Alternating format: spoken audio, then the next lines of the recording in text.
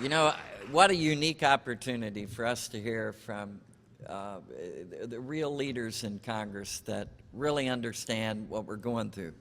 I've got some questions that were submitted, and I think the first one I think it's appropriate for all three to address.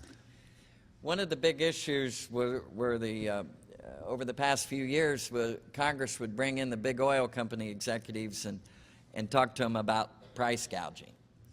And we all know there were a handful of companies, as Senator Grassley mentioned and the whole panel touched on, that tried to blame farmers for the higher food prices.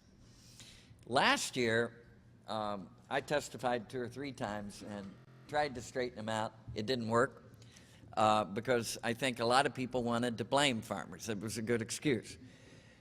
In November, we sent a letter to all those panels that I testified, and Senator Klobuchar, including the one that chaired by Senator Schumer, asking them to reconvene and have the same witnesses, and we want to hear what the excuses are now why food prices are still high when farmers are not making anything.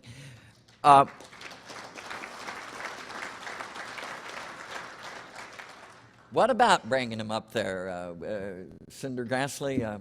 You know, they did a pretty good job on us, and it got on the nightly news, and now we're trying to turn this around. Wheat was $26 a bushel last February. Today it's $5 a bushel. You can go on with all the commodities, but we're not seeing it in the grocery stores. Senator Grassley, do you think that's a good idea? Or? You know that I would enjoy it. You know I would enjoy it. Yeah. But you also know that I'm in the minority now, and so if it's going to be before the Agriculture Committee, I would be very happy to mention it to Senator Harkin, and I'm sure he would enjoy it as much as I would. Thank you. Thank you.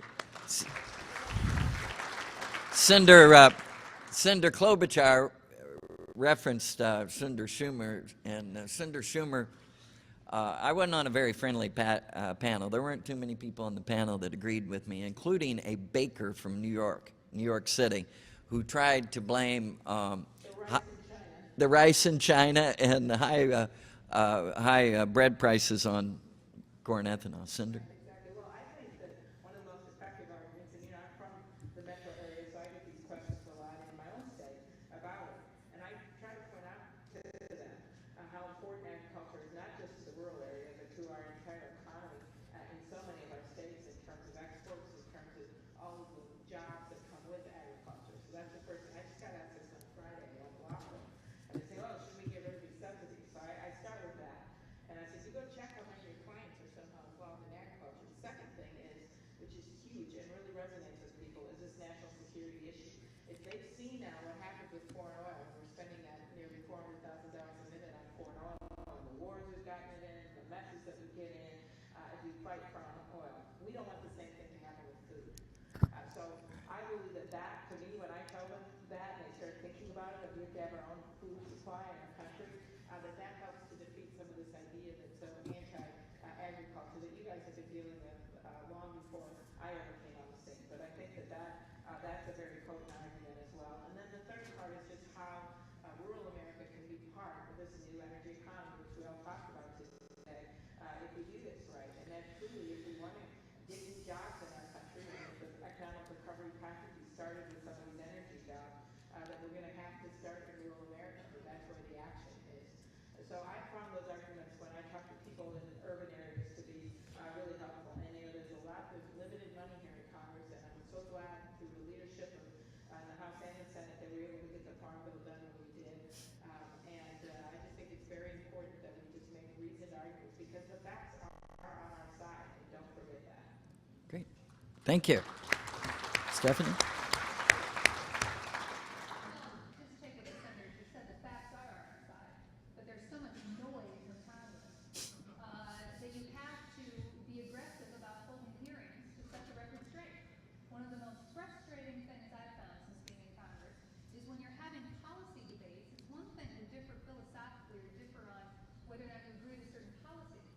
But it becomes even more complicated and frustrating when you're having that debate when you can't even agree on a set of facts.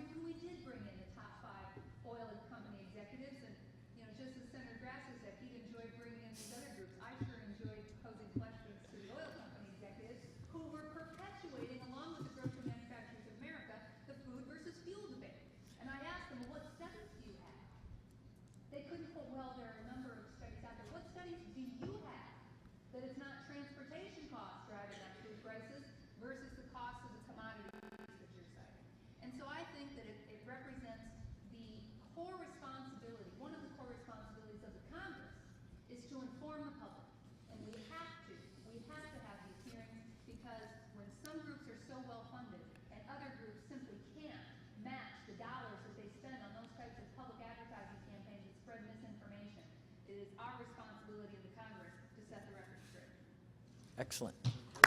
Lucinda.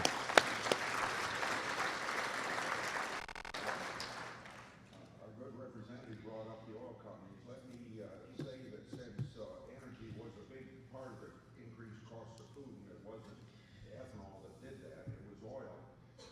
I believe that with this new Commodity Futures Trading Commission, we're going to get to speculation in oil, which I think had a great deal to do with a lot of other things being driven up higher than it should have been, and then having that impact upon food a lot more than what happened with the cost of food that the prices the farmer got.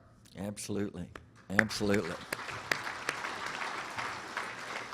Okay, here's a good question. For 25 years, cellulosic ethanol has been 5 years away. It seems still to be 5 years away. Does anyone care to comment on some of the challenges that we face, both in policy and the economics of moving in that direction?